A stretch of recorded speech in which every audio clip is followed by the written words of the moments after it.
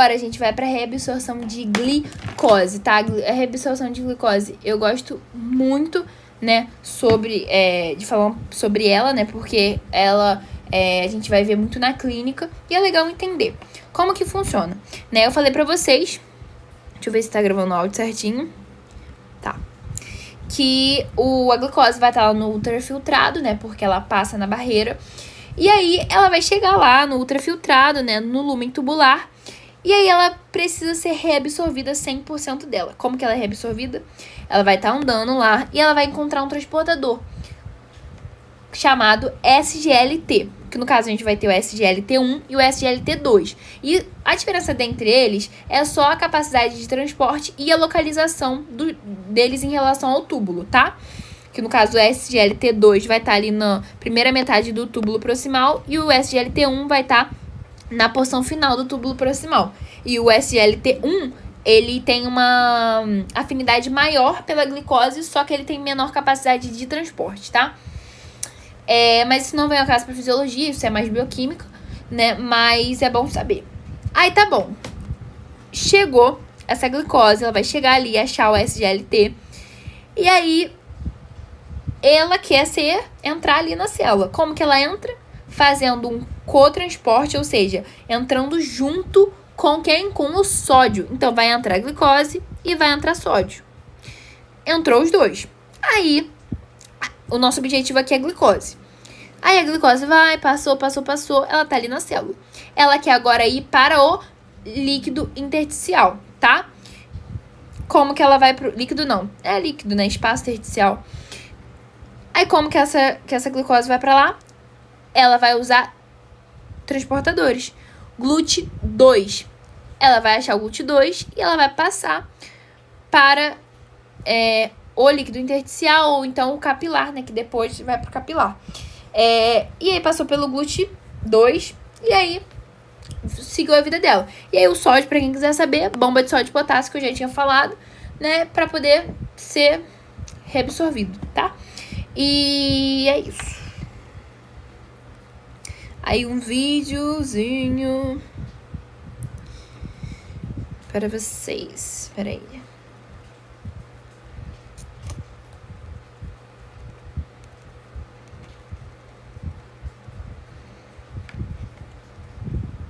Esse aqui é um vídeo sobre como funciona a reabsorção da glicose, tá? Esse vídeo é bem legal mesmo, assim, pra quem não consegue visualizar isso de entrar na célula e tudo mais. A glicose vai entrar, tá lá na corrente sanguínea, passou ali pelo SGLT, né?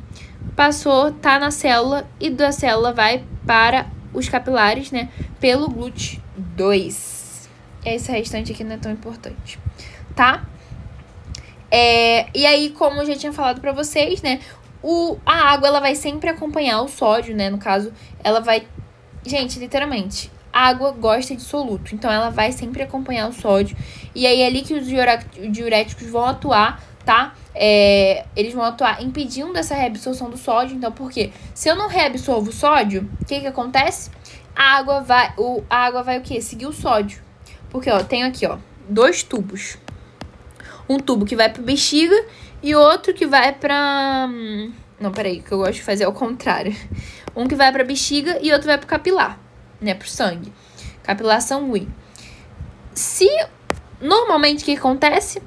O sódio vai daqui pro capilar. E aí, quem que segue esse sódio? A água. Segue os dois planíssimos. Agora, se eu impeço a reabsorção desse sódio, esse sódio vai ficar aqui, ó. E aí, quem vai junto com ele? A água, tá? É literalmente isso. Agora a gente vai falar um pouco sobre transporte máximo. Lembro que eu falei pra vocês, né, que a glicose chega uma hora que ela não consegue ser reabsorvida.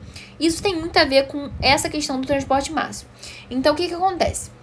Nós temos proteínas, né, que vão fazer esse transporte, né, como eu falei pra vocês, SGLT1, né, e chega uma hora que elas, literalmente, elas falam assim, cara, eu tô cansada, eu não aguento mais trabalhar transportando substância. E tá com tanta substância que eu não aguento mais. E aí, o que elas fazem? Elas saturam. Elas falam, não quero mais trabalhar nisso, entendeu? E aí, toda essa quantidade de soluto, né, ela excedeu a capacidade dessas proteínas transportadoras e elas vão ser saturadas, elas vão cansar de trabalhar. E aí, o que vai acontecer? Se elas não estão jogando essas substâncias para a célula e da célula indo para o capilar, o que acontece? Vai continuar ali no túbulo. Se vai continuar ali no túbulo, vai em direção ao quê? A urina. Vai ali em direção à bexiga, né? E aí vai ser excretada na urina, tá?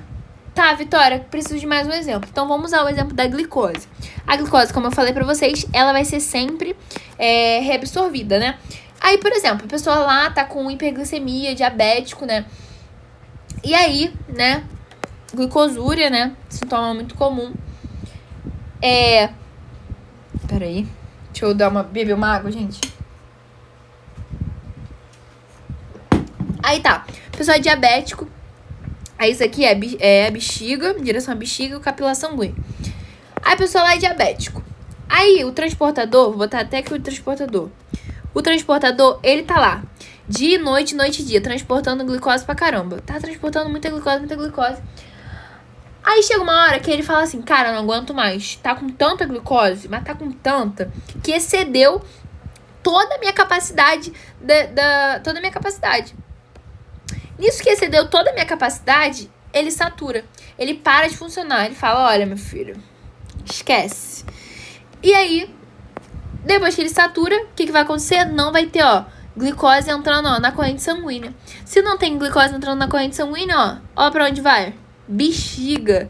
E aí, por isso que vai ter a nossa famosa glicosúria, tá? Agora a gente vai falar um pouco sobre a reabsorção das substâncias em cada local, né? Então eu falei pra vocês que vai vir arteriola aferente, vai passar pelo glomérulo, vai ser filtrado, vai passar pelo túbulo proximal, alça de Henle, túbulo distal e ducto coletor. Mas o que acontece em cada local? Primeiro a gente vai falar do túbulo contorcido proximal. Então a gente vai ter lá, chegando o líquido lá no túbulo contorcido proximal. Esse túbulo contorcido proximal, ele vai reabsorver 70% de todo o líquido.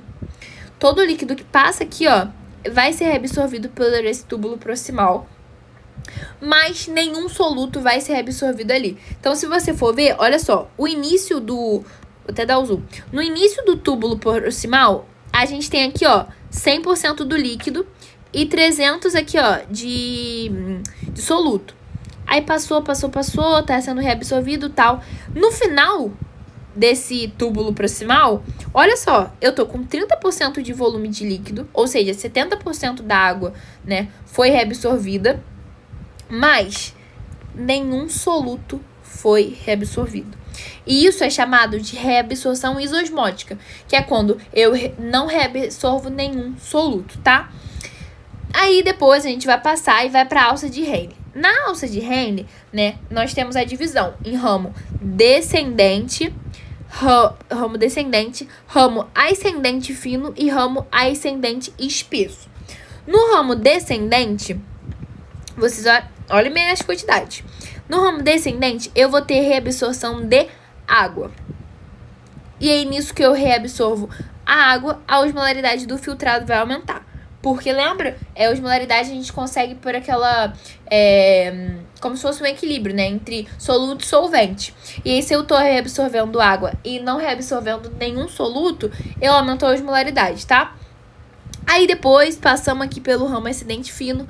No ramo ascendente fino, nós não teremos reabsorção de nada, porque ele é impermeável à água. Então nada vai ser reabsorvido ali. Lembra daquelas zônulas de oclusão que ficavam juntando todas as células? Elas ficavam super, super, super juntinhas? Então, não vai passar nada ali, porque vai estar tudo tão juntinho que isso não vai modificar nada, não vai modificar a osmolaridade, não vai fazer nada. Aí, depois, passou aqui esse ascendente fino. Depois que passou o ascendente fino, a gente vai ter o ascendente espesso. Que aí, sim, vai ter a reabsorção de solutos. Que, no caso, vai ser sódio, potássio, cloreto. Tá bom? Aí, passando, nós iremos falar agora do túbulo distal. Vou até dar um zoom aqui. O túbulo distal, a gente vai ter aqui o início dele, né? No início do túbulo distal... nós teremos reabsorção ativa de sódio e cloreto, tá? E aí, eles vão ser poucos permeáveis à água. Então, vai ser bem ali, focado ali nos solutos, tá? No caso, sódio e cloreto. Agora, no final desse túbulo distal, nós teremos reabsorção de mais sódio, secreção de potássio e, quando tem controle do ADH, hormônio antidiurético, vai poder reabsorver água. Lembra, ADH é antidiurético, né? Então, se eu reabsorvo mais água, eu urino menos, tá? Agora, a gente vai falar um pouco sobre a questão da reabsorção e secreção de cada substância. A secreção a gente não vai dar tanta ênfase porque vocês vão ver como que tem uma troca ali, né? Uma troca de substâncias. E aí sempre a gente vai estar falando muito de reabsorção. Só que, indiretamente, a gente também vai estar falando de secreção, tá bom? Então, vamos falar aqui de cada parte, tá? Primeiro, a gente vai falar sobre o que acontece na alça espessa, tá? A alça ascendente espessa. Então, a gente vai ter aqui, ó, setinha pra cá é reabsorção. Reabsorção dessas substâncias e secreção dessa. Tá, então, Vitória, vamos lá. Como sempre, tá lá o sódio que é a estrela de tudo. Ele vai entrar na célula e o hidrogênio vai sair. Literalmente, é uma bomba sódio-hidrogênio, tá? Sódio vai entrar na célula, hidrogênio vai sair. Isso tudo acontecendo, ó, na alça de Henle espessa, tá? No caso, ascendente espessa, tá? Aí tá bom, sódio entrou, hidrogênio saiu. Nisso, também vai ter uma outra bomba, que vai ser a bomba de 3 íons, que vai fazer o seguinte.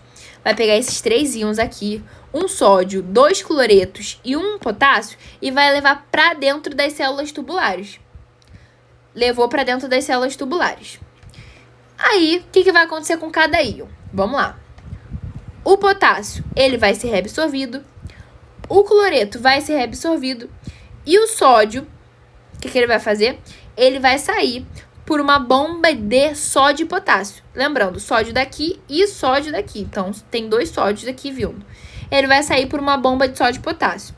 Aí, nisso tudo que aconteceu, Tá, Vitória, você falou que vários solutos foram reabsorvidos e tal. Então, eu tenho aqui solutos.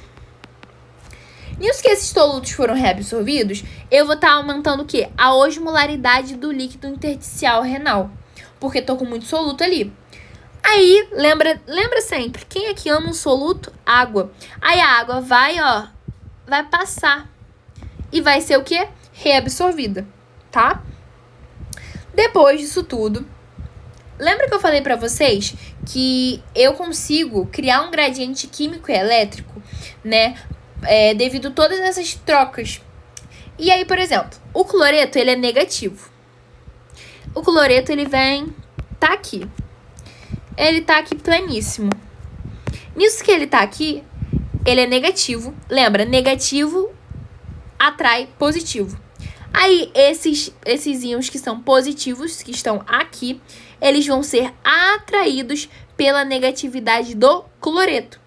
Isso se chama gradiente químico e elétrico, tá? Aí, o que vai acontecer? Todos esses íons positivos vão ser reabsorvidos por conta da negatividade do cloreto, tá? E aí, uma observação, né? Os diuréticos, eles vão agir ali, né? Então, eles vão impedir a ligação do cloreto com os outros íons. Porque se eu não ativo essa bomba de 3 íons, o que vai acontecer? Esses íons aqui não vão entrar na célula. E aí, eu vou aumentar a osmolaridade do nosso lúmen tubular. E aí, a água vai o quê, ó? Continuar aqui e não vai ser reabsorvida, tá? Agora a gente vai para a segunda parte, que é a porção inicial do túbulo contorcido distal. Aqui, já tá aqui. Eu ia voltar lá, mas já tá aqui. O túbulo contorcido distal, na porção inicial, a gente vai ter uma reabsorção desses íons aqui. Como que vai acontecer? Como sempre, né, a gente vai ter aqui o sódio. Esse sódio, ele vai passar para dentro das células junto com o cloreto, tá? Onde a gente vai ter uma bomba que vai estar fazendo um transporte ativo, né, com gasto de ATP, onde o sódio e o cloreto vão entrar juntos. Aí, o cloreto vai sair pelos canais, normalmente, né?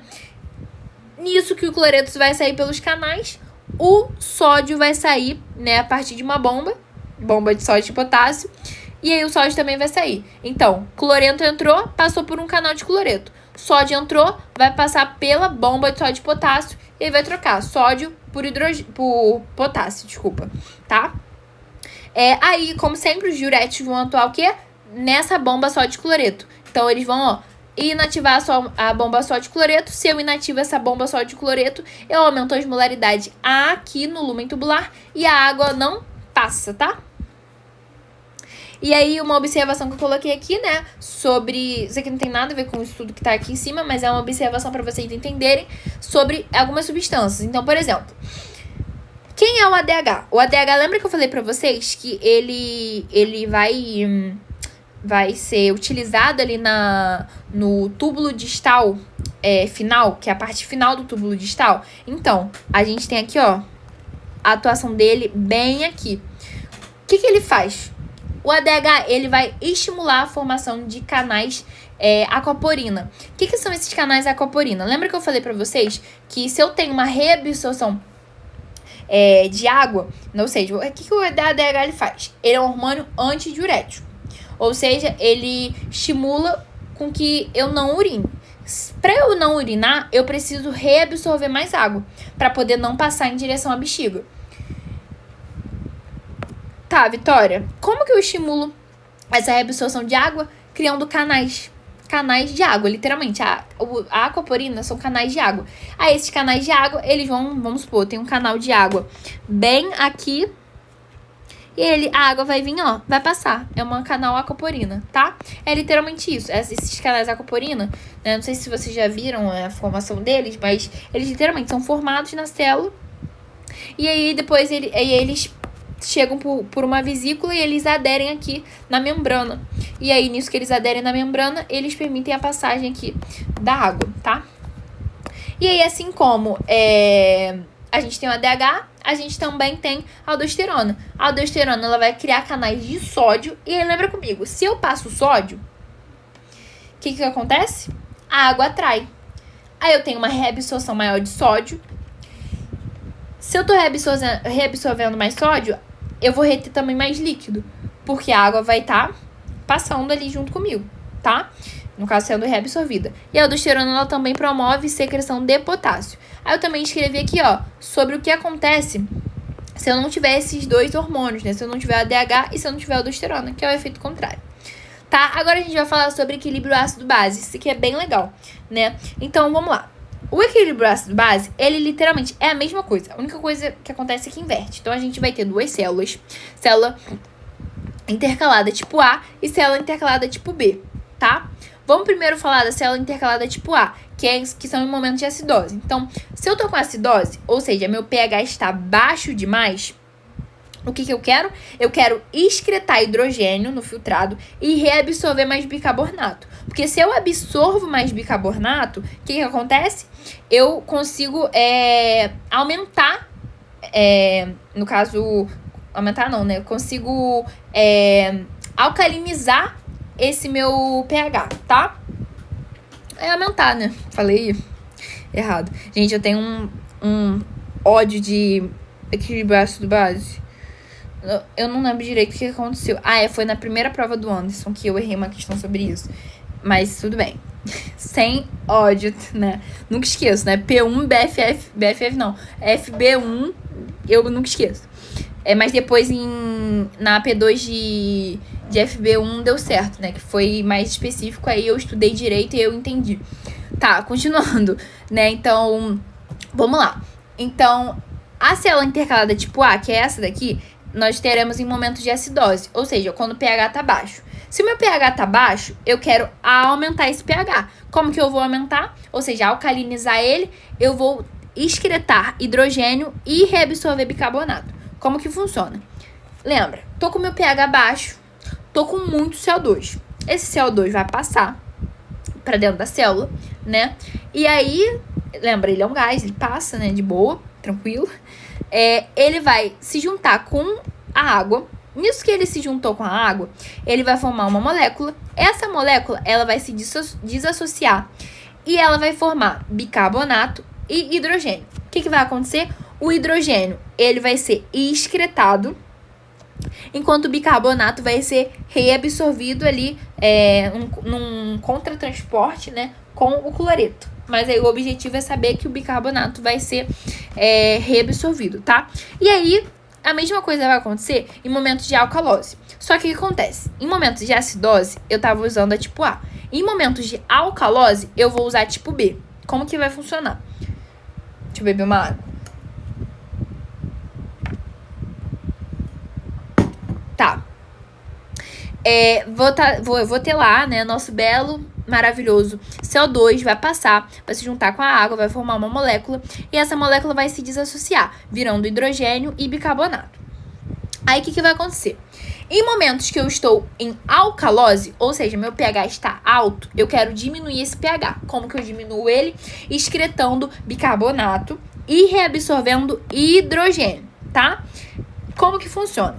Se desse lado aqui, tá vendo aqui como que eu inverti toda a situação? É literalmente isso que acontece. Então, se aqui eu tinha reabsorção de bicarbonato, desse lado aqui eu vou ter excreção de bicarbonato. E o hidrogênio aqui vai ser reabsorvido. Eu literalmente inverti a situação, tá? E aí, um resuminho aqui pra vocês. A tipo A vai agir para poder corrigir a acidose, excretando hidrogênio e reabsorvendo bicarbonato. Enquanto a tipo B vai corrigir a alcalose, excretando bicarbonato e reabsorvendo hidrogênio, tá? Aí o ducto coletor, né, que aí ele vai reabsorver a ureia, né, para poder aumentar as molaridades da medula e atrair, ou seja, ele vai reabsorver a água na parte descendente fina da alça de Rayleigh e do ducto coletor, tá? Bem tranquilinho. Aí a secreção, né, como eu tinha falado para vocês, que a excreção é uma... Excreção não, desculpa. A secreção é um momento em que a gente pega tudo que tá no sangue e joga de volta pro túbulo, tá? A excreção, eu tinha falado pra vocês. Ih, meu Deus do céu, tô falando de excreção, secreção. Desculpa, gente, pelo amor de Deus, secreção. A secreção, aí eu tinha falado pra vocês que a gente não ia falar tanto, porque a gente já falou. Lembra de todos aqueles momentos que eu falei, não sei o que lá, faz um cotransporte, não sei o que lá, não sei o que lá, não sei o que lá. Então, por exemplo, ó, falei pra vocês, eu vou dar um exemplo. Na alça espessa, eu falei que o hidrogênio, ele faz aqui, ó, uma troca com sódio. Isso daqui, ó, é secreção. Enquanto isso daqui é reabsorção, isso daqui, ó, é secreção. Tá vendo essa troca? Então, literalmente, nós estamos falando sobre isso, mas não é uma coisa que a gente tá dando ênfase. Tanto que aqui, ó, tá vendo, ó, hidrogênio, pra ver que eu não tô mentindo. Hidrogênio, ó, sendo secretado, hidrogênio secretado, tá? Então, nós já falamos. E, assim, pelo que o Rômulo falou, né, isso de secreção, gente, é uma tabela gigantesca que a gente vai ficar horas e horas e horas e horas e horas estudando sobre isso. Tá? Então, a gente não tem muita coisa pra poder a gente saber sobre secreção, além disso tudo que eu já tinha falado pra vocês, tá bom? E aí, aqui, a gente tem aqui uma tabelinha, né, sobre a questão dos hormônios e o que eles fazem, né? Então, por exemplo, a aldosterona vai agir no túbulo distal e no ducto coletor, aumentando a reabsorção de sódio, cloreto, água e aumentando a secreção de potássio. Angiotensina 2, túbulo proximal, né, reabsorção de sódio, cloreto, água e secreção de hidrogênio. ADH, hormônio antidiurético, túbulo distal e ducto coletor, reabsorção de água. Natriurético atrial, que ele é liberado ali pelo nosso átrio quando a gente tá com uma pressão arterial alta. Vai diminuir a reabsorção de sódio, cloreto, tá? Agora a gente vai falar um pouco sobre micção, né? O que acontece? A nossa bexiga, né? Ela é formada, né, por músculos, né? Que vão auxiliar nessa questão. Então, nós temos a camada muscular e o epitélio de transição que a gente estudou em BCTD, né? A camada muscular é o que importa pra gente. Como que funciona?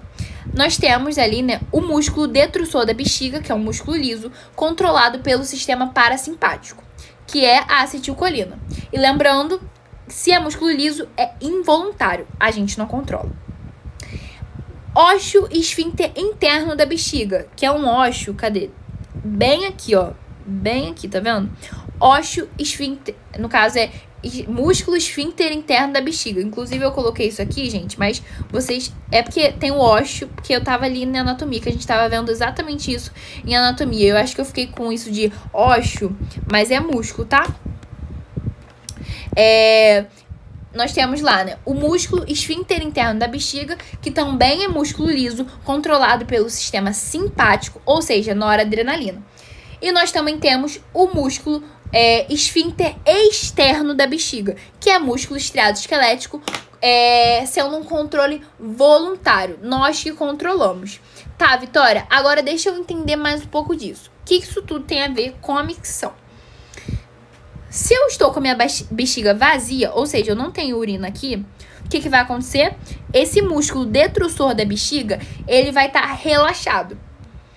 Ou seja, o meu sistema simpático não vai estar mandando nenhum estímulo, não vai estar mandando nada. Porque lembra, tudo isso tem relação com o potencial de ação. Lembra que eu falei, né, 50 anos atrás, né, que nós temos várias maneiras de estimular um músculo, né? E um deles é pelo estiramento. A bexiga ela é estimulada pelo estiramento. Então, se eu não tenho líquido aqui, minha bexiga não está estirada e eu não tenho estímulo. Ou seja, músculo relaxado. Aí, se esse músculo aqui está relaxado, o meu músculo esfíncter interno da bexiga, ele vai estar contraído para poder eu não urinar na roupa, né? Então, ele vai estar contraído e aí eu não urino. E já o controle somático, que é o nosso controle que a gente controla, também somos nós que controlamos, então isso não tem nada a ver.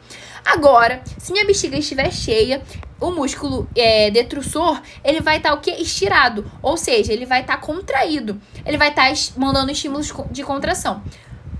Aí, é o oposto.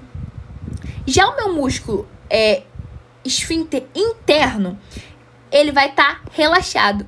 Se esse músculo estiver relaxado, o que vai acontecer? Isso aqui vai estar aberto. E aí eu vou o quê? Urinar, tá? Mas aí, Vitória, por que eu não urino na roupa? Porque eu ainda tenho o músculo esfíncter externo que faz esse controle, né? Que somos nós que controlamos, tá bom? Aí aqui tem os neurônios, né? Como que acontece, né? Então, a bexiga em repouso, o estado tá relaxado, né? Não tem estímulos. Agora, se eu tô... Essas duas imagens são iguais, tá? Se eu tenho um estiramento, os neurônios sensitivos vão mandar pra medula, né? Vai fazer todas as sinapses ali e vai mandar pro neurônio parasimpático. Esse neurônio parasimpático vai disparar, toda a musculatura vai contrair e ao mesmo tempo também tem neurônios motores, que é do esfíncter externo, que vai relaxar, tá bom? E é isso, gente.